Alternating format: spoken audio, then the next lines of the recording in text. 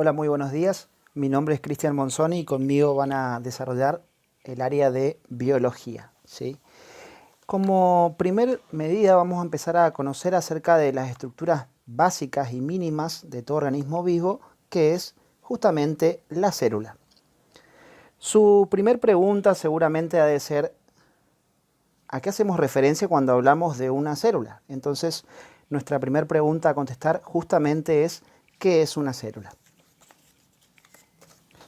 Podemos decir que una célula es una unidad mínima, estructural, morfológica y funcional de todo ser vivo, capaz de poder existir y funcionar como tal sin perder su individualidad como organismo vivo.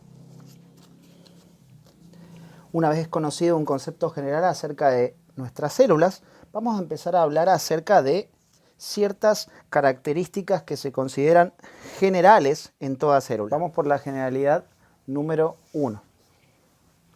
En esta primera generalidad tenemos que hacer referencia a Rudolf Virchow, que fue el encargado de enunciar que toda célula proviene de una célula preexistente. Como pueden ver, toda célula que se vaya a originar en nuestro cuerpo va a tener origen a partir de una célula que le da origen, que también se la suele denominar como célula madre. Si pasamos a la generalidad número 2, tenemos que tener en cuenta que nuestra célula funciona como un sistema abierto. Es decir, tiene la capacidad de intercambiar tanto materia como energía con el medio que la rodea. Como por ejemplo, la célula va a ser capaz de captar oxígeno o por ejemplo nutrientes, pero así como incorpora material, puede ser capaz también de eliminar desechos, como por ejemplo agua y dióxido de carbono. Vamos por la generalidad número 3. Las células van a poseer una forma y tamaño variables. En cuanto a la forma, podemos encontrarnos con células que van a tener una forma esférica. Van a haber otros tipos celulares que pueden tener formas ovaladas o hasta incluso algunas adoptan una forma estrellada. Y en cuanto a su longitud o tamaño, las células pueden medir desde micras hasta incluso 1 metro, como es en el caso también de las células neuronales. Pasamos a la generalidad número 4.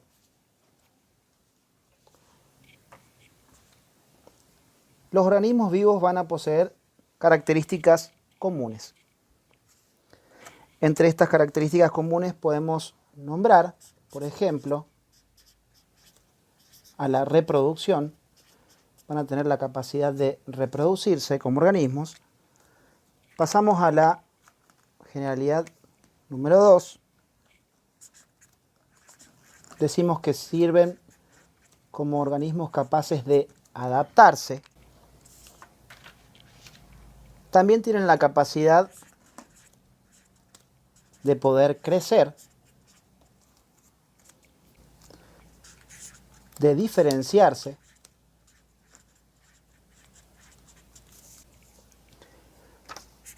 Otra característica importante es su irritabilidad, es decir, la capacidad de responder ante determinados estímulos. Poseen también un metabolismo que está relacionado con su síntesis energética. Una muy importante de estas características es su homeostasis, es decir, las células siempre van a estar buscando su propio equilibrio. Y una última, de las más importantes, es el desarrollo. Vamos por la generalidad número 5. ¿Quién fue el primero en utilizar el término célula? A lo largo de la historia se hicieron numerosos descubrimientos acerca de las características que poseían y de la estructura variada de estas células.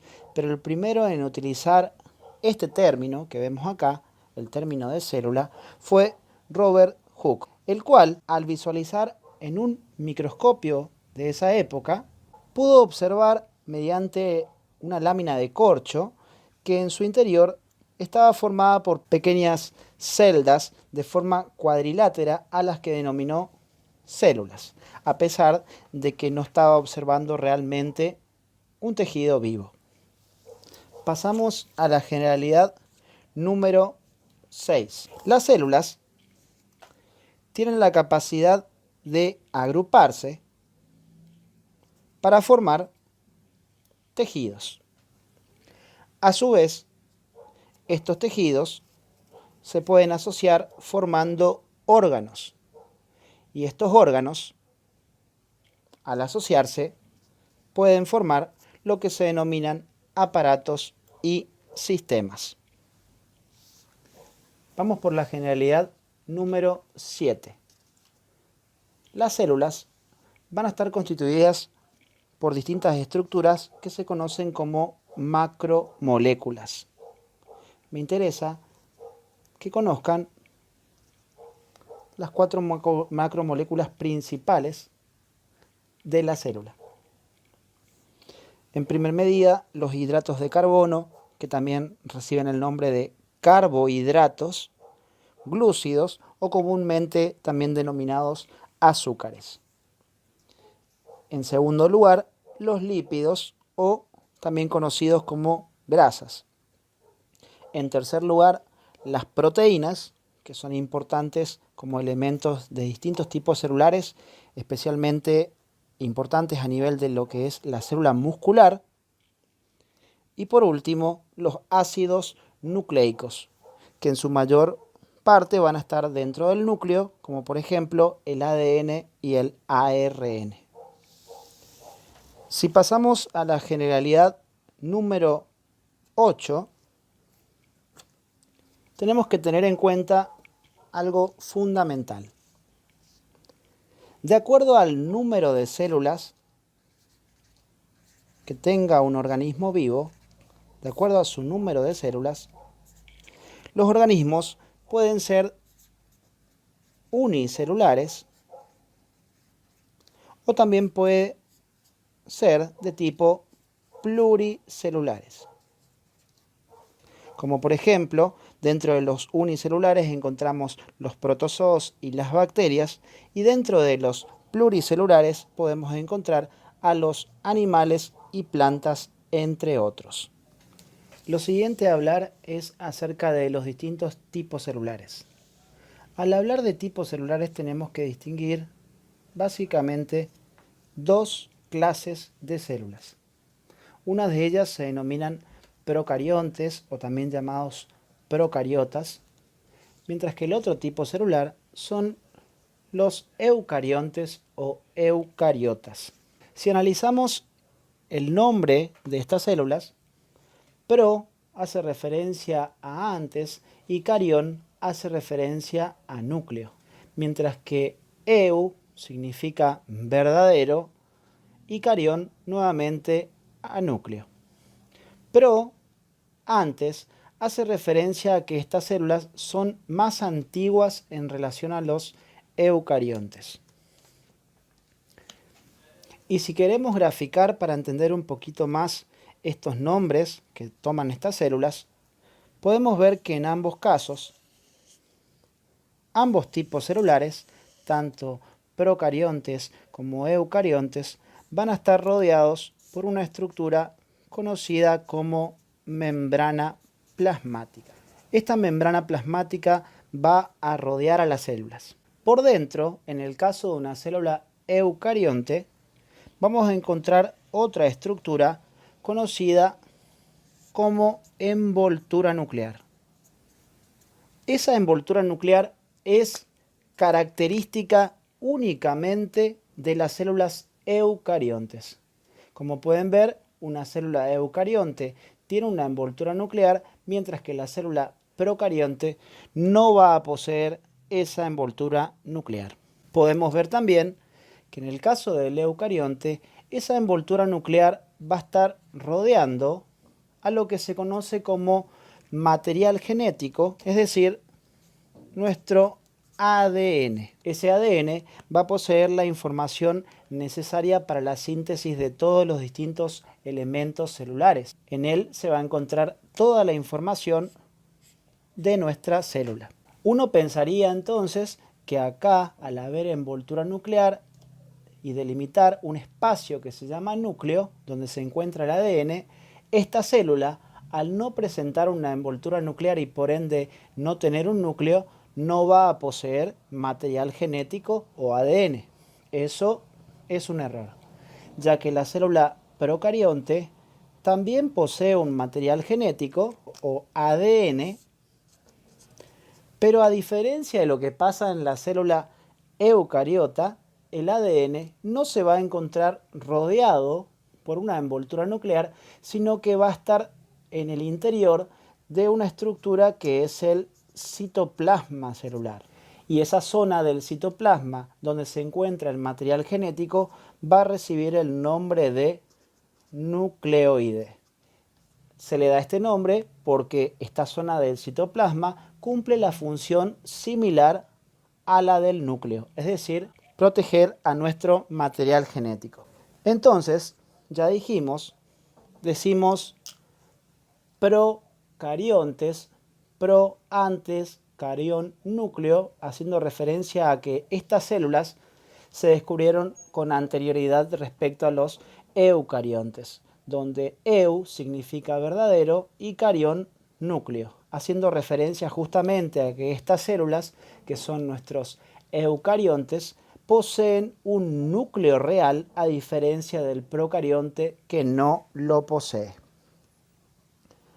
En los ejemplos de células procariontes tenemos que recordar, el mejor ejemplo a recordar son las bacterias, mientras que en el caso de una célula eucarionte, el ejemplo más importante que tienen que reconocer son las células animales y vegetales. Y si reemplazamos nuestro dibujo, podemos ver acá el dibujo de una célula bacteriana y en este caso una célula animal. Recuerden que dentro de los procariontes el mejor ejemplo a conocer son nuestras bacterias y en el caso del eucarionte se podían dividir en dos tipos, animal y vegetal, y en este caso estamos viendo una célula animal. Si hacemos un repasito de lo que dijimos anteriormente, dijimos que el procarionte poseía un material genético al igual que el eucarionte, pero que carión, verdadero núcleo, estaba rodeado del material genético por una estructura conocida como envoltura nuclear, que delimitaba este espacio conocido como núcleo celular, que principal diferencia con un procarionte, el procarionte también poseía un material genético, pero que en este caso no estaba delimitado por una envoltura nuclear, sino que su material genético o ADN se encontraba totalmente disperso en el citoplasma de la célula en una zona conocida como nucleoide. Estas son las características fundamentales y las principales diferencias entre estos dos tipos celulares, pero si continuamos con esto y ampliamos un poquito más acerca de las diferencias que existen entre estos tipos celulares, podemos ver un cuadro. Existen numerosas diferencias entre las células procariontes y las células eucariontes. ¿Cuáles pueden nombrarse y que sean las más importantes? En la primera vamos a ver que esta célula posee un núcleo, ¿sí? Entonces vamos a hablar acerca del núcleo. En el caso de las células procariontes y las células eucariontes, como podemos ver acá, dice envoltura nuclear, y como dijimos anteriormente, los procariontes se caracterizaban porque su material genético estaba disperso en el citoplasma, en una zona que se denominaba nucleoide, y por ende la envoltura nuclear no está presente, y por ende tampoco presentan un núcleo real. A diferencia de las células eucariontes, en las que sí vamos a ver una envoltura nuclear y por ende, al haber una envoltura, se delimita un espacio conocido como núcleo donde se encontraba su material genético. En la siguiente característica que vamos a ver, vamos a hablar de el ADN. Existen una serie de proteínas que se pueden asociar al ADN que se denominan histonas. En el caso de una célula procariota, el ADN se dice que se encuentra desnudo y no asociado a histonas. Mientras que en el caso de las células eucariotas sí van a aparecer estas proteínas que se llaman histonas que van a ayudar a la compactación del material genético. Siguiendo con el material genético, en los distintos tipos de células, tanto procariontes como eucariontes, se pueden formar estructuras llamadas cromosomas, que en el caso de una célula procariota es un cromosoma único, mientras que en las células eucariotas, como pueden ver acá, se van a formar múltiples cromosomas.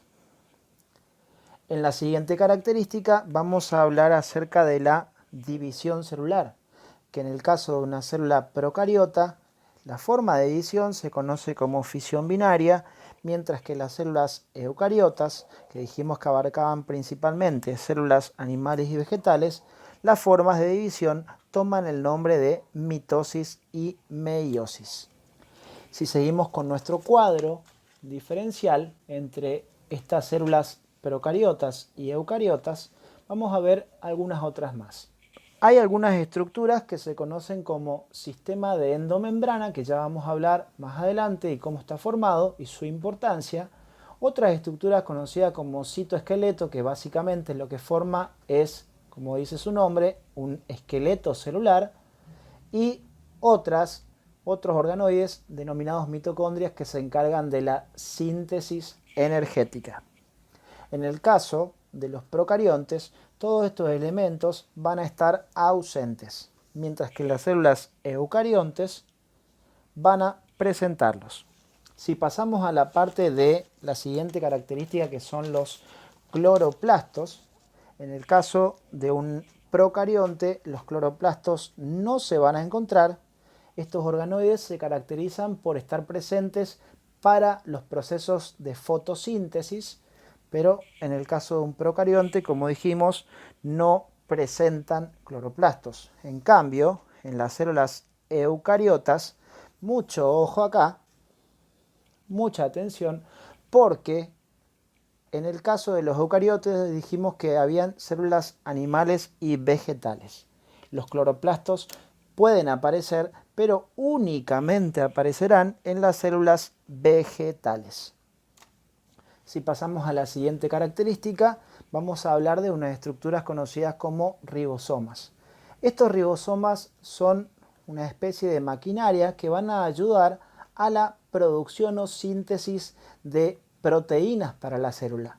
Y la principal diferencia es que en las células procariotas se dice que los ribosomas son 70S, mientras que en los eucariotas los ribosomas son 80S. Y por último, para terminar esta hoja del cuadro, vamos a hablar acerca de la presencia o ausencia de una pared celular.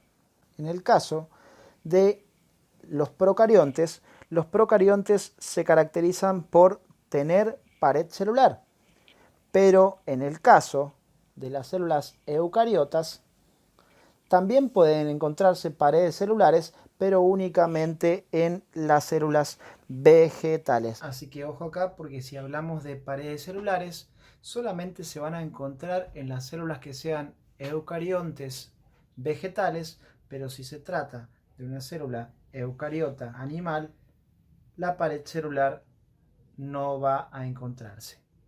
Bien, si seguimos con nuestro cuadro, pasamos a otras características a analizar. Existen unos procesos de transporte de sustancias que se llaman de endocitosis y de exocitosis. En el caso de una endocitosis, básicamente, por ahora me interesa que sepan que consiste en la incorporación de material al interior celular, mientras que una exocitosis implica su salida de la célula. Endo, de hecho, hace referencia hacia adentro y exo hace referencia hacia afuera. Perfecto. Si hablamos de estos procesos de endocitosis y de exocitosis, en el caso de un procarionte no van a existir esos fenómenos de endocitosis y de exocitosis, que en el caso de una célula eucarionte sí van a existir. ¿Sí? Entonces, procariontes no hacen endocitosis ni exocitosis, mientras que los eucariontes sí. Y si pasamos finalmente a la parte energética de las células, si vamos a hablar de cómo obtienen estas células su energía para poder funcionar de manera correcta, vamos a hablar de que pueden existir organismos que sean autótrofos u otros que se denominan heterótrofos, al igual que lo que pasa en el eucarionte. Existen procariontes que pueden ser autótrofos, procariontes que pueden ser heterótrofos y eucariontes que pueden ser autótrofos y otros que pueden ser heterótrofos. Si ampliamos un poco más acerca de esto y analizamos unas reacciones comunes que existen en el cuerpo, podemos ver que los nutrientes y el oxígeno que podemos incorporar a nuestro cuerpo van a ser capaces de producir liberación de energía, produciendo como productos secundarios dióxido de carbono y agua.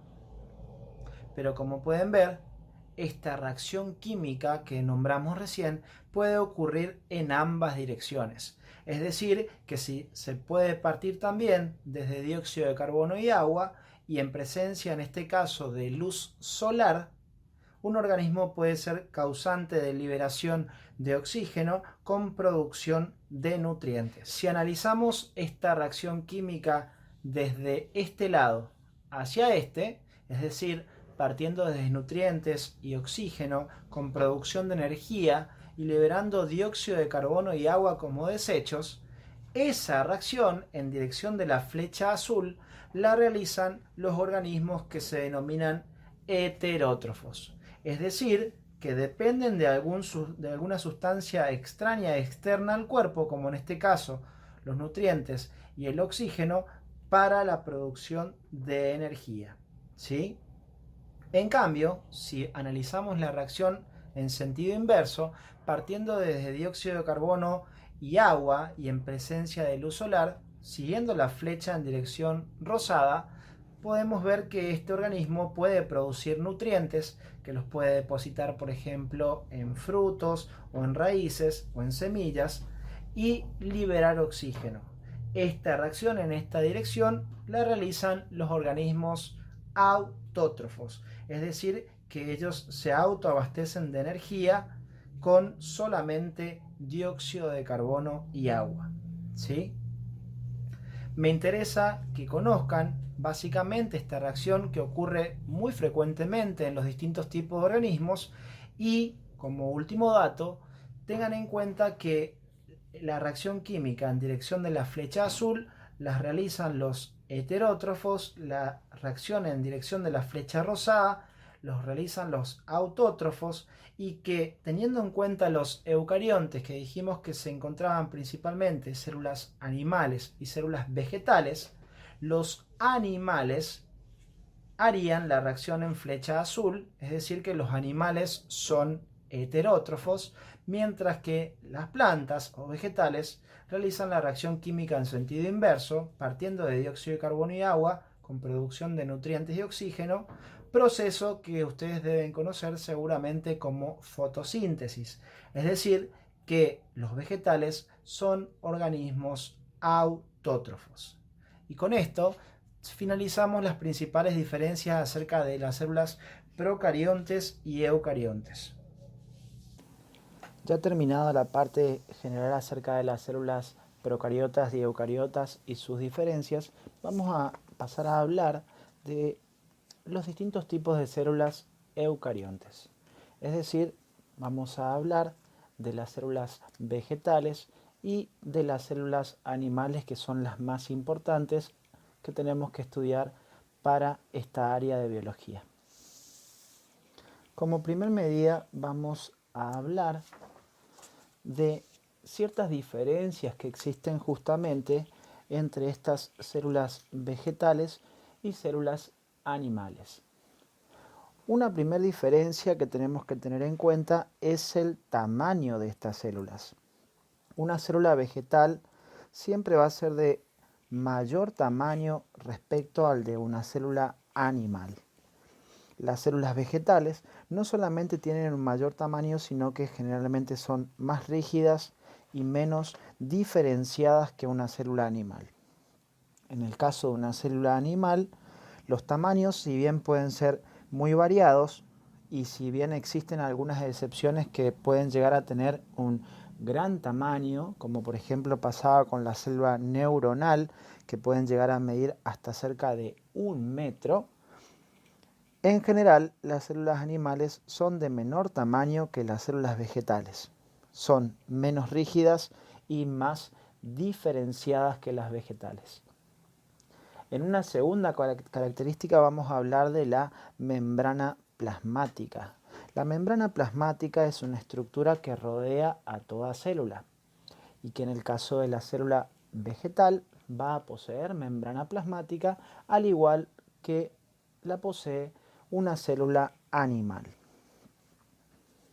Si pasamos a hablar de las vacuolas, vamos a tener en cuenta en este caso que existen vacuolas tanto en células animales como en células vegetales, pero en general las vacuolas de las células vegetales alcanzan un mayor tamaño respecto al de una célula animal. De hecho, las vacuolas de las células vegetales pueden llegar a representar hasta cerca del 90% del tamaño de estas células y cumplen un montón de funciones que no están bien desarrolladas en el caso de una célula animal. Lo siguiente a hablar es de unas estructuras que se conocen como especializaciones de membrana. En el caso de una célula vegetal, no va a presentar especializaciones de membrana, mientras que las células animales sí las van a poseer. En este momento vamos a hablar solamente de esta generalidad. En otro momento desarrollaremos con mayor profundidad acerca de estas especializaciones de membrana. Y en esta última parte de esta hoja vemos que vamos a hablar de otra estructura que se conoce como pared celular. Ya habíamos comentado un poco acerca de esto y deben recordar que en el caso de una célula vegetal, las células vegetales presentan pared celular, mientras que la célula animal no la posee. En general tenemos que saber que la pared celular es una estructura que, como dijimos, en estos casos solamente aparece en las células vegetales y siempre que exista una pared se va a encontrar por fuera de la membrana plasmática y va a cumplir numerosas funciones. Si bien la célula animal no posee pared celular, por fuera de su membrana se forma una cubierta de azúcares y es decir, una cubierta de hidratos de carbono o carbohidratos. Y esa estructura no toma el nombre de pared celular, pero toma el nombre de glucocáliz. Si seguimos con las diferencias entre las células vegetales y animales, ahora nos toca hablar un poco acerca de cómo obtienen su energía estas células. En el caso de una célula vegetal estamos hablando de células que son autótrofas, es decir, que obtienen sus nutrientes por sí mismas, ellas solas, a partir de dióxido de carbono y agua para obtener, en presencia de la luz solar, nutrientes con liberación de oxígeno. Si recuerdan y vuelven un poco más atrás en el video, van a recordar que estuvimos hablando un poco acerca de esa reacción química simple que funcionaba en ambas direcciones. Las autótrofas iban a obtener su energía a partir de dióxido de carbono y agua y en presencia de luz solar. Y era lo que se conocía como fotosíntesis, que es propia de la célula vegetal. Y en el caso de la célula animal son células heterótrofas, es decir, que deben obtener algún tipo de nutriente a partir de un alimento, respirar el oxígeno para que de esa forma se pueda obtener su energía y liberar como productos desechos de esas reacciones dióxido de carbono y agua. Y por último, y relacionado con también la energía de estas células, hay lugares donde se pueden obtener esta energía en cada célula, que en el caso de las células vegetales son los cloroplastos principalmente, mientras que en la célula animal la energía va a ser obtenida principalmente en un organoide que se denominan mitocondrias. En los cloroplastos, fíjense la coloración verdosa, estas estructuras que pueden ver acá por dentro van a ser responsables de contener lo que se conoce como clorofila. Estos son los organoides fundamentales para la fotosíntesis. Y en el caso de la célula animal, como dijimos, principalmente la mitocondria. Pero mucho ojo con lo que voy a decirles acá. Las mitocondrias también están presentes en las células vegetales, pero son secundarias en relación al cloroplasto para la síntesis energética. Es decir, las células vegetales poseen tanto mitocondrias como cloroplastos, pero el principal es el cloroplasto, y en la célula animal únicamente vamos a encontrar mitocondrias. Ahora pasamos a hablar de la célula animal. La célula animal, como dijimos, se trata de una célula de tipo eucariota y por lo tanto va a presentar una envoltura que rodea al núcleo. Esa envoltura es conocida justamente como envoltura nuclear, responsable de delimitar este espacio que se conoce como núcleo y de proteger a nuestro ADN. Por fuera podemos encontrar otra estructura que va a ser denominada membrana plasmática. Esta membrana plasmática es una barrera semipermeable muy dinámica que está en continuo movimiento. Y cuando decimos que es una barrera semipermeable, hacemos referencia a que puede dejar pasar determinadas sustancias a través de ella, siempre teniendo en cuenta lo que la célula necesita para poder desarrollar sus funciones. Decimos, por lo tanto, que nuestra membrana plasmática es una barrera de permeabilidad selectiva encargada de rodear y de delimitar a la célula, pero sin aislarla del medio que la rodea. Estas dos envolturas, la envoltura nuclear y la membrana plasmática, van a separar diferentes espacios. Por dentro de la envoltura nuclear vamos a encontrar el núcleo y en él nuestro material genético. El espacio que queda entre ambas estructuras, entre la envoltura nuclear y la membrana plasmática, recibe el nombre de citoplasma, que va a poseer numerosos elementos, además de una gran cantidad de agua. Por fuera de la membrana plasmática vamos a encontrar otro espacio conocido como matriz extracelular o también llamada matriz intercelular. Y se le da estos nombres porque se ubica no solamente por fuera de una célula, sino que además va a ocupar el espacio que se encuentra entre una célula y su célula vecina. Tanto el citoplasma como la matriz extracelular se caracterizan por tener abundante cantidad de agua. Si hablamos de cada uno de estos elementos, empezando por la matriz extracelular, la matriz extracelular posee entre sus componentes más importantes a una proteína muy abundante en el reino animal, la más abundante de hecho del reino animal, que se denomina colágeno. Además, la matriz extracelular, como ya dijimos anteriormente, se caracteriza por presentar una abundante cantidad de agua. Nuestro siguiente elemento a describir es la membrana plasmática. Dijimos que la membrana plasmática era una estructura que rodeaba la célula pero que no la aísla completamente y que funcionaba como una barrera semipermeable que iba a permitir el paso de determinadas sustancias en función de lo que la célula necesita. Esta membrana plasmática va a estar constituida por 3 elementos básicos. Esos 3 elementos van a ser los lípidos, las proteínas y los hidratos de carbono. Entre los lípidos, los más abundantes son los fosfolípidos. Estos fosfolípidos van a tener la propiedad de poder formar bicapas. Estos fosfolípidos van a estar constituidos por una porción denominada cabeza y otro sector denominados colas.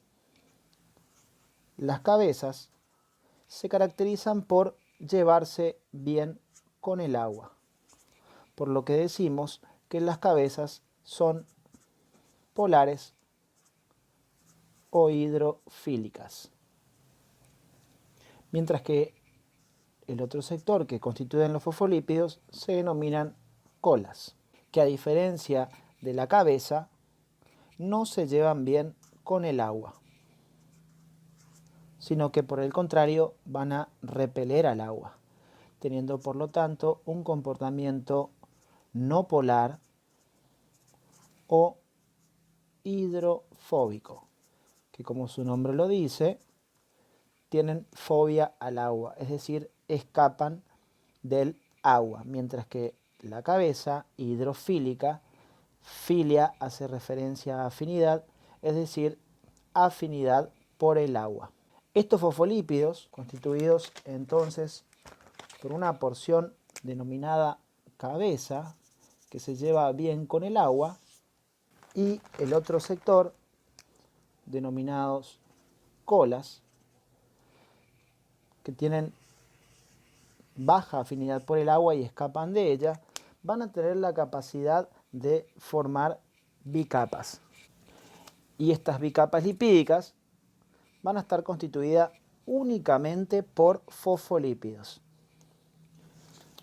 Si observamos, acá podemos ver lo que se denomina la bicapa lipídica, es decir, una estructura formada únicamente por fosfolípidos.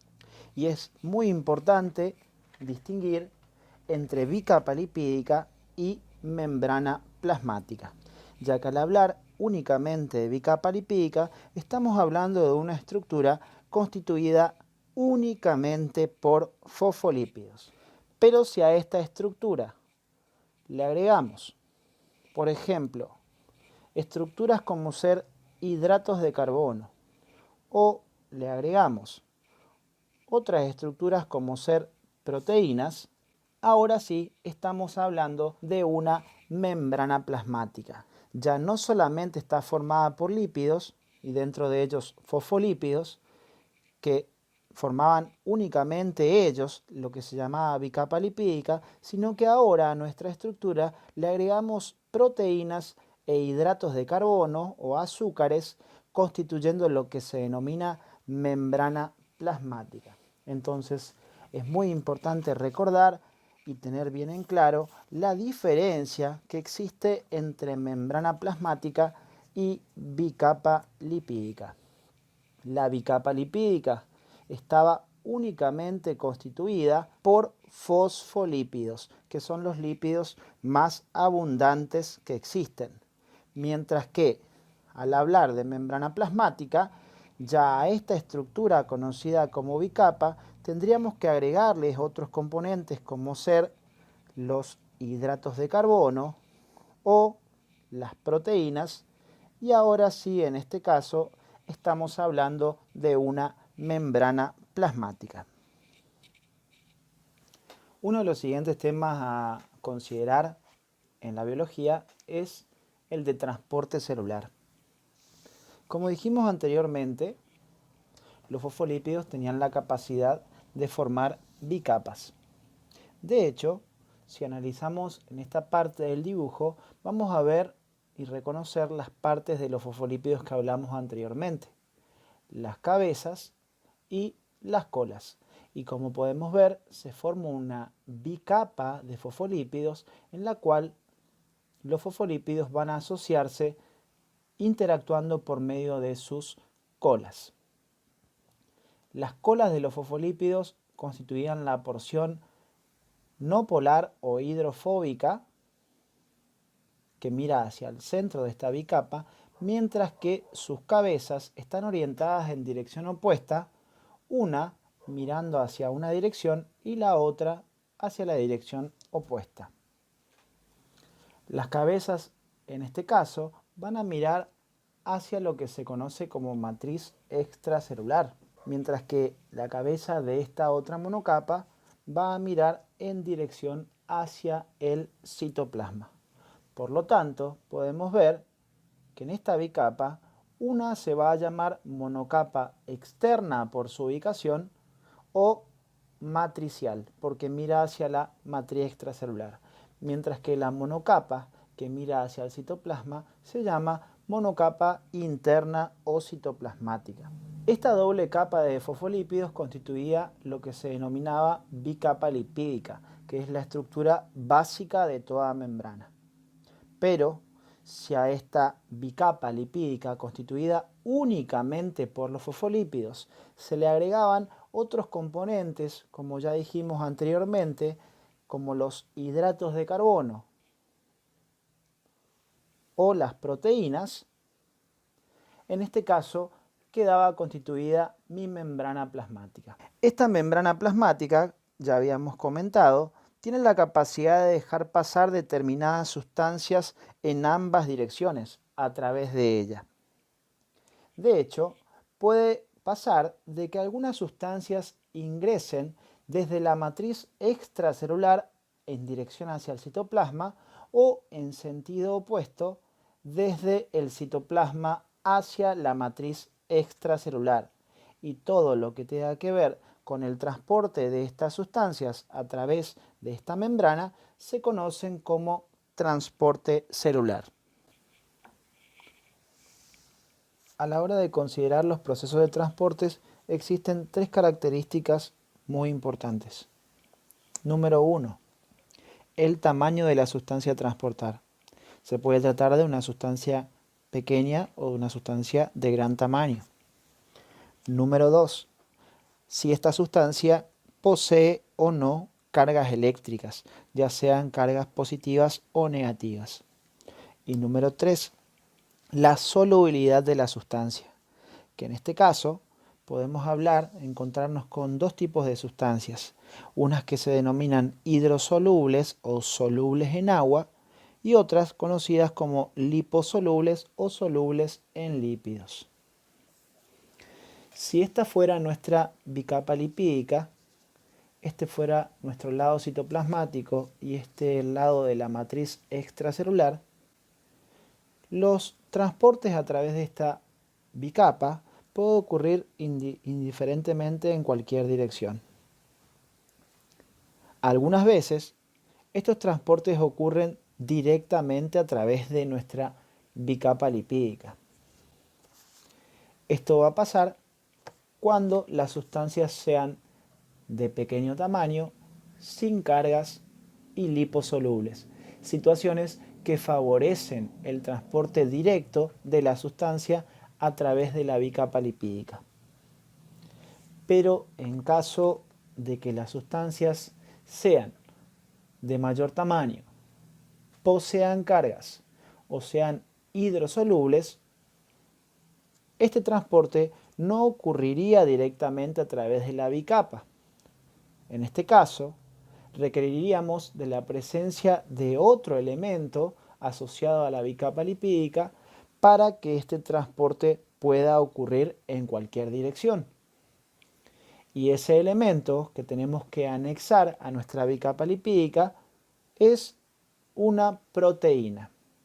Es decir, que Si las sustancias son de pequeño tamaño, sin carga o liposolubles, ocurren sin necesidad de una proteína. En cambio, cuando se trate de sustancias grandes, con cargas e hidrosolubles, es necesaria la presencia de una proteína para que el transporte en cualquier dirección pueda ocurrir. Y otra consideración, si la sustancia atraviesa directamente sin necesidad de una proteína, decimos que atraviesa la bicapa lipídica, que estaba constituida únicamente por nuestros fosfolípidos.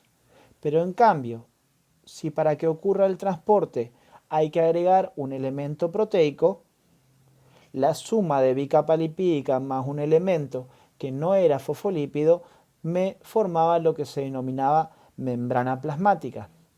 Es decir, que cuando una sustancia atraviese esta estructura con necesidad de una proteína, que se daba cuando las moléculas eran grandes, con cargas e hidrosolubles, ya no decimos que atraviesan la bicapa lipídica, sino que van a atravesar la membrana plasmática.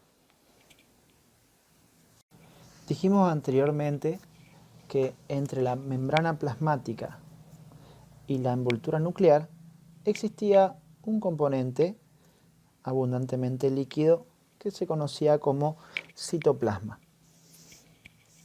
Este citoplasma va a tener como componentes principales